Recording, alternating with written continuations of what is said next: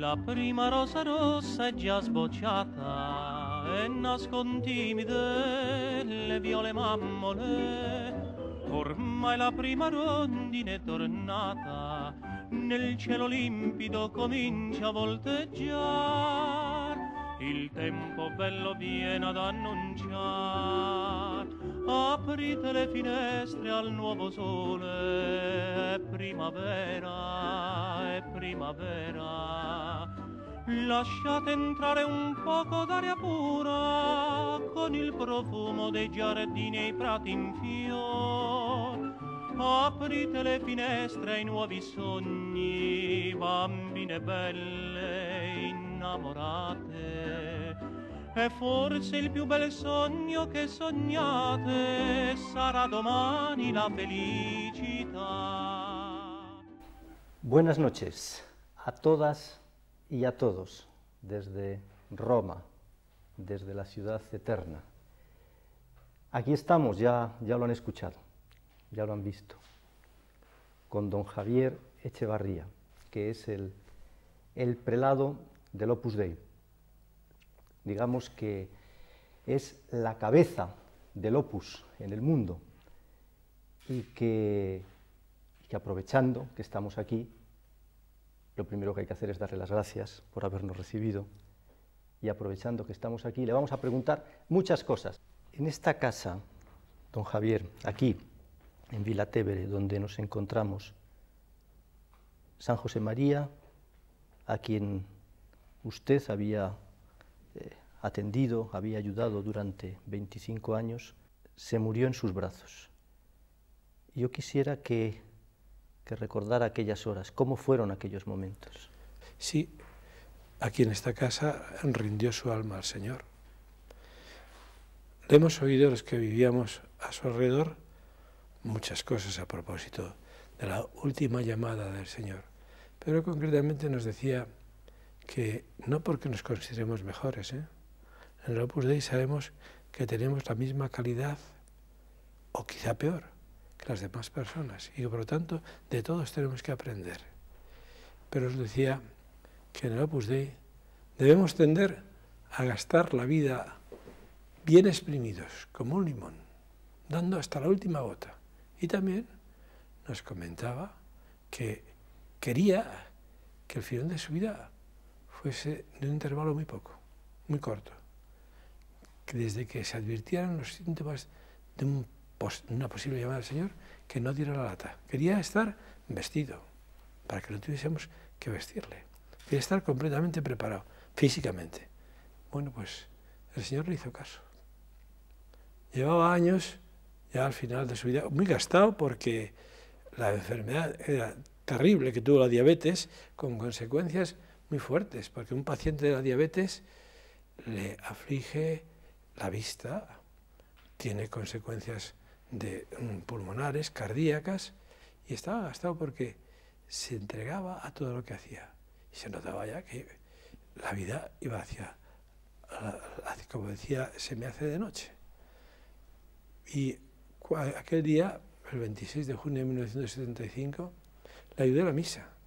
Era maravilloso ver la piedad con que se acercaba a ese momento que era el momento álgido, cumbre de su jornada.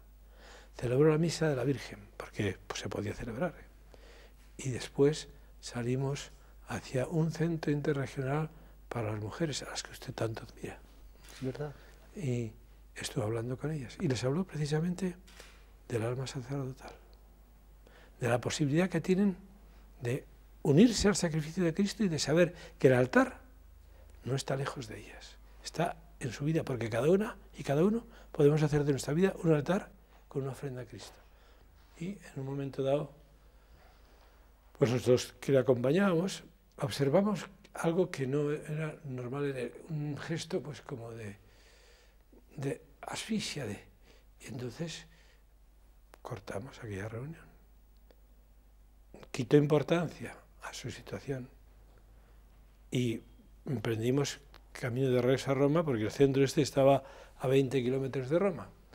Durante el viaje no habló, pero respiraba paz. Nos daba paz con su manera de aceptar la voluntad de Dios en lo que fuera. Llegamos a esta casa y para no preocupar a la gente, bajó del coche con la soltura con que lo hacía siempre. Aunque podía costarle trabajo el gesto de bajar o el gesto de subir las escaleras. Y cuando llegó al sitio del oratorio, hizo una genuflexión piadosa, amando al Señor que se inmola y que se queda ahí oculto por nosotros, y fuimos hacia el lugar del trabajo. Yo me quedé cerrando la puerta del ascensor y de repente oí su voz que decía, Javi, Javi, porque esa es otra cosa bonita, ¿eh?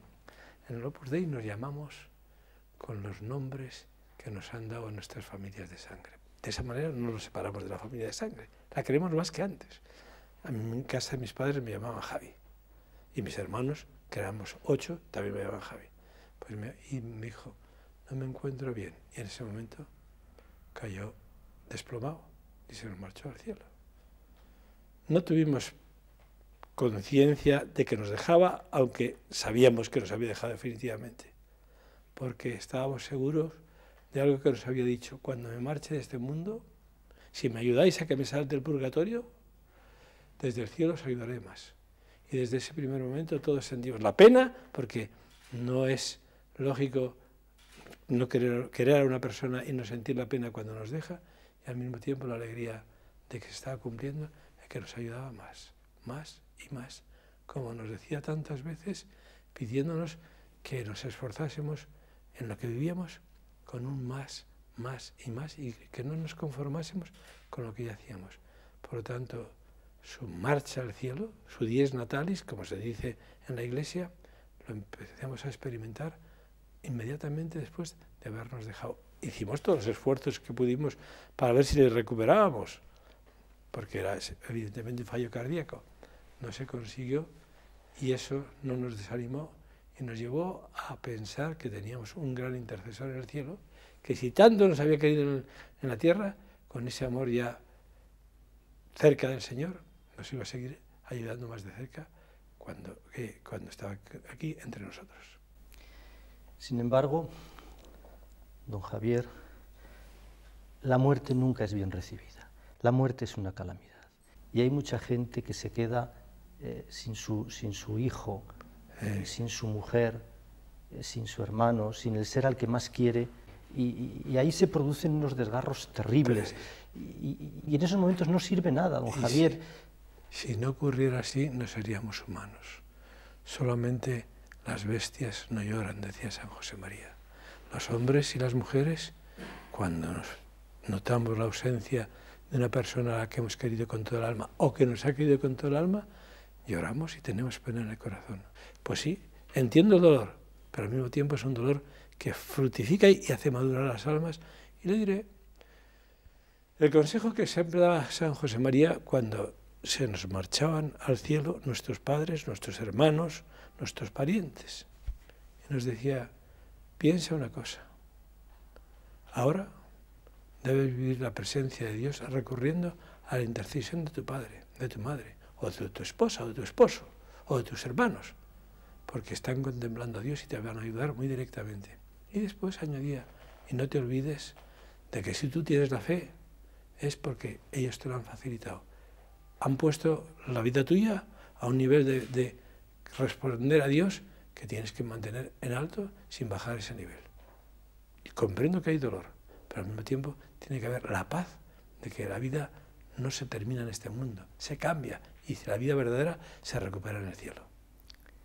Pero como dice el poeta don Javier, decid cuando yo muera y el día esté lejano. Sí, pero yo pienso que no. Mire, San José María hablaba con naturalidad de la muerte, porque sí, y recuerdo que estando una vez en Chile, una madre dijo, ¿conviene hablar de la muerte a los hijos? Y dijo, pero hijas mías, si le estáis diciendo a los chicos, ten cuidado que te va a atropellar un coche y te va a matar, ten cuidado que vas a subirte por esa escalera y te puedes caer y te vas a matar. Pues estamos hablando de la muerte con normalidad, pues que no esté lejano, que esté cuando Dios quiera, que es el Padre más bueno que puede abrazarnos y que nos ayudará en el momento en que estemos más preparados. Repetía también, yo siento tener que hablar no lo siento, me da mucha alegría, pero quiero decir que recurro a las enseñanzas de San José María porque ha sido un gran pedagogo. Y decía que el Señor no es como el cazador, que está esperando cuando pasa la presa para asestarle el golpe de muerte. El Señor es Padre y nos llama cuando estamos preparados. Y también, si no estábamos preparados del todo, nos da en los últimos momentos la posibilidad de vivir una contrición que nos lleve a los brazos de Dios. Hablemos de la Iglesia. Sí. Hablemos de esta hora de la Iglesia. Está un poco zarandeada la Iglesia. Bien, la barca de Pedro se encontrará siempre con el vaivén de los mares en las que navega, pero es una nave que no se hundirá nunca. Es la hora de la Iglesia, ¿eh? En estos momentos, tantísima gente en el mundo entero está esperando toda esa luz que nos viene proyectada desde la barca de Pedro. Es interesante también que fomentemos que la gente sepa escuchar a este Papa y a todos los papas, pero concretamente a este Papa que sabe hablar llegando a la inteligencia, llegando a la humanidad de cada persona. Y es seguro, seguro, de que la gente está esperando esta urgencia de Cristo para tratar y dejarle que se entronice en su alma. No hay gente que se resista, puede haber quienes intelectualmente todavía no lo acepten, quien les falte la fe, pero no hay persona que se resista a un Dios que es la verdad, a un Dios que comunica su amor, a un Dios que es constantemente cercano a todas las personas. Y le puedo hablar de un caso que me han contado en un país donde se perseguía la Iglesia. Una mujer buscaba la claridad de la verdad y pensó, después de haber visto tantas cosas, que probablemente esa verdad se encontraba en la Iglesia Católica. Y buscaba por una ciudad de muchos millones de habitantes una iglesia, porque esta iglesia estaba en ese momento católica, porque la Iglesia Católica estaba perseguida. Y en una de esas salidas que tenía que hacer, en los días festivos, cuando no tenía trabajo, vi una cruz y aquello debe ser una iglesia. Llegó allí y no era una iglesia católica. Le dijeron, si busca una iglesia católica, tiene que ir a tal dirección, donde era una iglesia paupérrima, una iglesia perseguida. Y comentaba, cuando me encontré en la puerta, antes de entrar, sentí que tenía que ser católica, porque Dios no abandona a quien lo busca. Y les he dicho, hay que decirle a esta persona que no ha sido ella la que ha buscado al Señor, el Señor la ha buscado a ella. Y ella ha hecho muy bien en responder. Pues la Iglesia es y será siempre actual. Y como dijo Benedicto XVI en la homilía cuando inició su ministerio petrino, la Iglesia será siempre bella y siempre joven. La Iglesia será siempre refugio. La Iglesia será siempre madre y será siempre también padre. Y como una buena madre y buen padre, sabe exigir, porque si no exigiera, no se ejerce el cariño hacia las personas que se quieren. No hay caridad sin justicia, como no hay justicia sin caridad. No es que le quiera llevar la contraria. No se puede llevar la contraria. Pero bueno, un poco sí se la voy a llevar. Yo tengo la percepción de que le estamos dando la espalda a Dios. Yo pienso que si quiere en muchos sitios ponerle entre paréntesis y que se arma mucho ruido y mucho bullicio con relativismos, con materialismos, el materialismo práctico, el teórico ya la mayoría de los sitios está superado, pero el consumismo y esa algarabía pues puede quizá taponar los oídos y poner una especie de vendaje a los ojos para que no vean con la dignidad de la persona. Pero le puedo decir que es verdad lo que ha dicho Benedicto XVI. Cuando falta Dios, cuando se le pone entre paréntesis, la persona pierde la orientación. Y este mundo, en lugar de convertirse en un lugar de personas que se quieren, que se comprenden, que se ayudan, se convierte en una jungla. Cada uno va a lo suyo y cada uno pisa o se apoya a los demás para escalar. Por eso, cuanto más se vuelva a Dios, más humanos seremos. cuanto menos nos volvamos a Dios, más salvajes seremos entre nosotros. Don Javier, ¿me deja hacer un poco de abogado del diablo? Solo un poquito. Todo lo que quiera. Porque el diablo es fácil de decirle fuera, fuera. Pues no crea, a mí me cuesta mucho decirle fuera de vez en cuando, ¿eh? Bueno, es que si el mal no ofreciese aparentemente algunos beneficios, ¿quién escogería el mal? Pero son lentejuelas, cosas que no llenan y que dejan después un vacío muy grande. Don Javier, no me negará que mandan mucho. El Opus Dei manda mucho. Me hace sonreír esta posible pregunta o esta posible sospecha. Voy a contar una cosa que es muy reveladora. Se puso un colegio en Bilbao, en Las Arenas, donde hay gente poderosa económicamente. ¿Qué hizo San José María en cuanto estuvo montado ese colegio?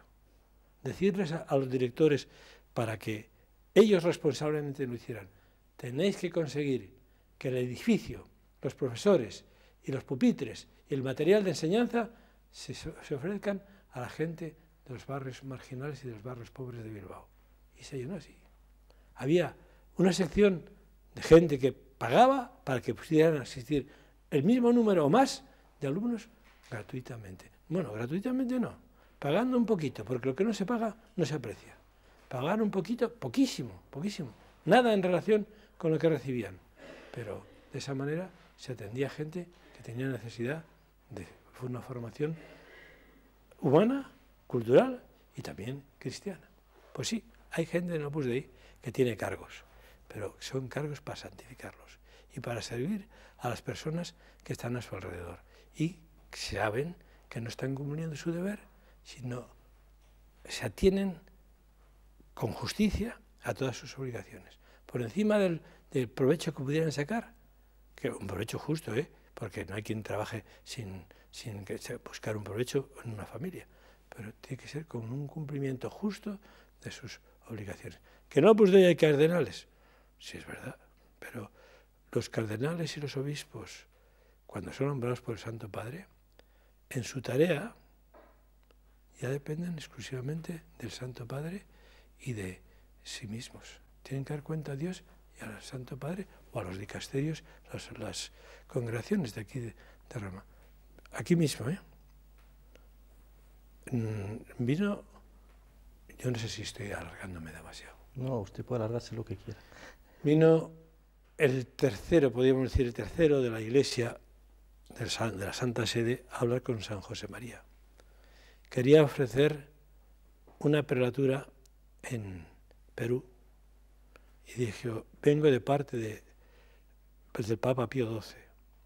Traigo 6 posibilidades de prelaturas territoriales en el Perú para que usted escoja. Y San José María le contestó, yo estaba presente. No me enseñen ninguna de las 6. Ofrezca usted las 6 a quienes quiera. Y la que no quieran, esa es la que escojo. Y llegó el momento en que se nombró un prelado que era un hombre del Opus Dei, un sacerdote del Opus Dei. Pues aquí, en esta misma habitación, yo fui testigo de la conversación cuando dijo Ignacio, se llamaba Ignacio, tú allí eres el responsable. A mí no me tendrás que dar ninguna cuenta de lo que hagas allí. Bueno, tengo que además que comentar otra cosa muy bonita, que a mí me impresionó mucho cuando la conocí. Iba San José María, sacerdote joven, rezando y comunicando su alegría, su intimidad con Dios, a la gente con la que hablaba. Y se encontró con una mujer, por diosera, que le pidió una limosna.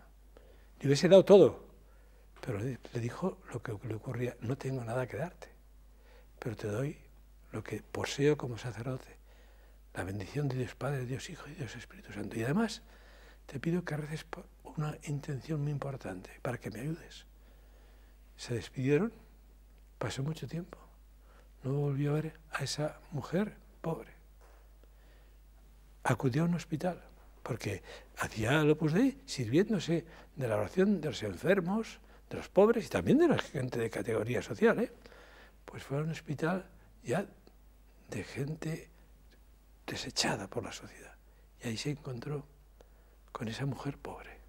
Y le preguntó, ¿pero tú qué haces aquí? Y dije, pues a mí me impresionó mucho que me diese toda su riqueza y que me pidiese que le ayudara en esa intención que tenía. Yo no tengo nada, tengo solo mi vida y es lo que ofrecía al Señor para ayudarle. Y comentaba San José María, pienso que espiritualmente esa fue la primera mujer del Opus Dei, que es distinta de la que he indicado antes. Le vamos a pedir ahora a don Javier que vea unas imágenes que van a ver ustedes también y a ver qué le sugieren. Hemos de hacer un ofrecimiento por la mañana. Por la mañana, cuando llega un momento en el cual somos menos jóvenes y se nos imponen los más jóvenes. Lo acuso públicamente. Yo, que me levantaría muy pronto, porque me despierto pronto, como sucede a las personas que son menos jóvenes, no me puedo mover de la cama porque me lo prohíbe este mocoso. Y tengo que estar allí esperando y no pienso en qué es este, sino en qué es Dios.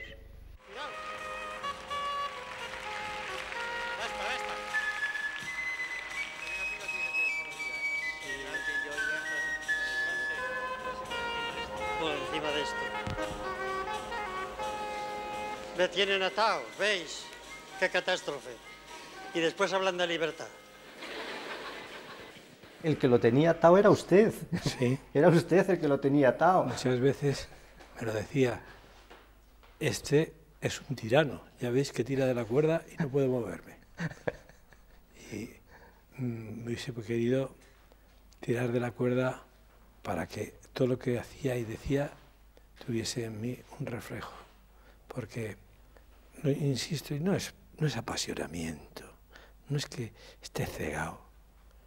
Ha sido un hombre de Dios, un sacerdote 100%, que ha tenido como única ilusión servir a Jesucristo, servir a la Trinidad, servir a Jesucristo, servir a la Iglesia y servir a las almas. Con un amor encendido a nuestra Madre, a la criatura que ha amado más a Dios, por eso es la hija, la madre y el templo de Dios.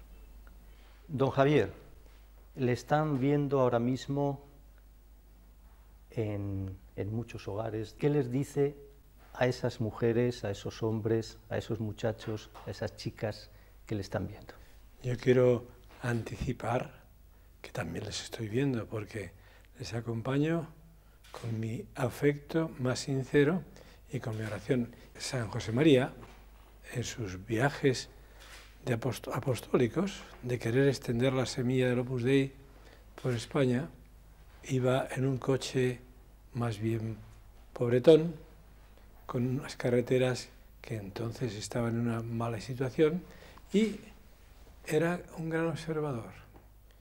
Y recordaba una escena de una vez que unos pastores lo puso en una de las homilías que pronunció, veo unos pastores que estaban preparando el redil, clavando las estacas, luego poniendo la red, y pasaban luego los pastores a llamar a sus ovejas. Decía que las llamaban una a una y iban entrando en el redil.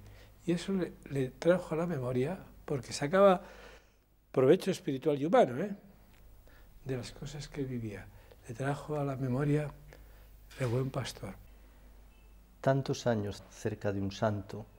Los santos suelen ser personas de carácter. Sí, mucho. De personas de carácter y hasta difíciles. No son gente que se deje manejar fácilmente. Sí, sí.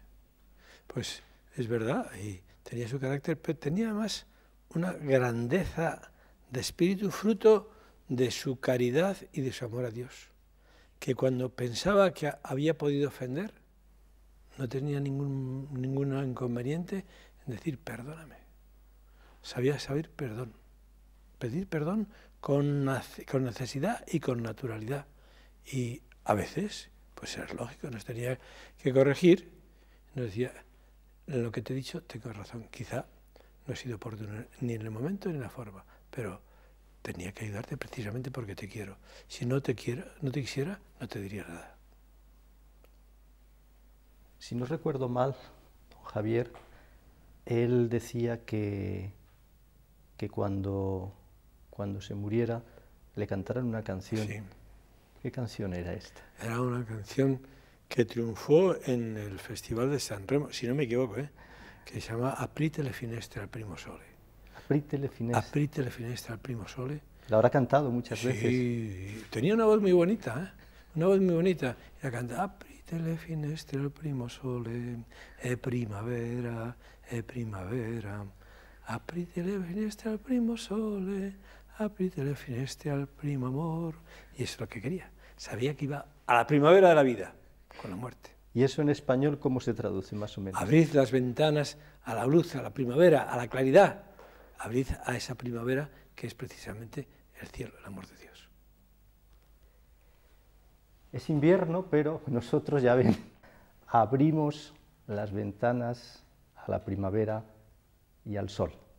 Y nos vamos con esa canción, no sin antes darle las gracias en nombre de todas las castellanas y leoneses que le están viendo, de tantos españoles que le están viendo.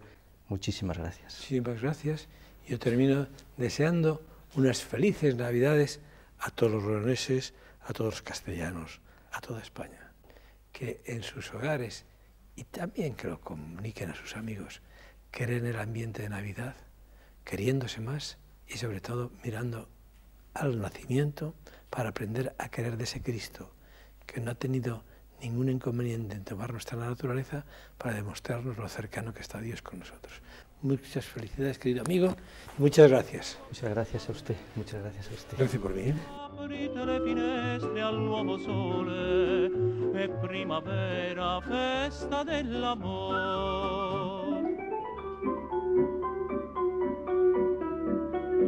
Aprite le finestre al primo amor.